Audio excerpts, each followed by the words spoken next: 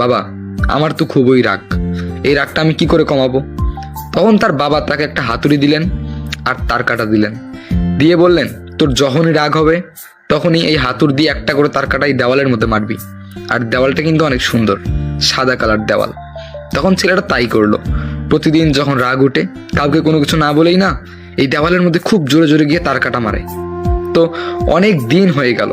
তারপরে সেই ছেলেটা বলল, বাবা এরকম তার কাটা মারাচ্ছে না না মারাটাই ভালো, কারণ এগুলো খামোখা পরিশ্রম হয় আমার।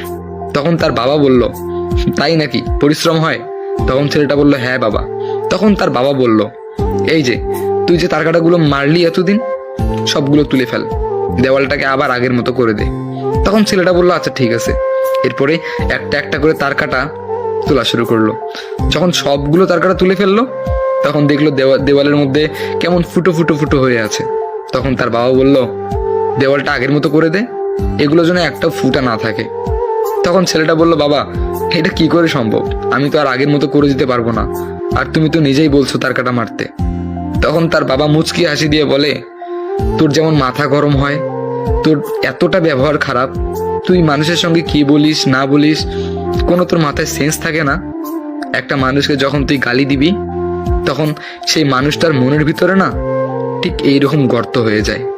পরে তুই যতই মানুষকে সরি বলিস না কেন, হয়তোবা মানুষ মুচকি হেসে ক্ষমা করে দিবে, কিন্তু তার মনের মধ্যে না এইরকম ছোট্ট একটা করে গর্ত রয়েই যাবে।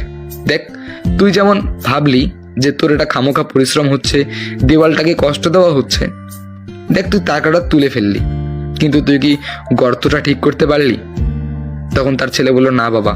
তখন তার বাবা বলল, হ্যাঁ এইটাই, মানুষের সঙ্গে তুই যতই খারাপ ব্যবহার কর, তারপরে আবার যতই সরি বল, কোনো লাভ হবে না। একটা মানুষ ভিতর থেকে যখন কষ্ট পাবে না তখন তুই সেই ভিতরের আঘাতটা মুছে দিতে পারবি না। এতদিন যার যার সঙ্গে রাগ করেছিস তাদেরকে সরি বললেও হয়তোবা ক্ষমা করে দিয়েছে, কিন্তু মনের মধ্যে একটু খুঁত রয়েই গিয়েছে। সো এই গল্পটা শুনে আপনারা কি বুঝলেন?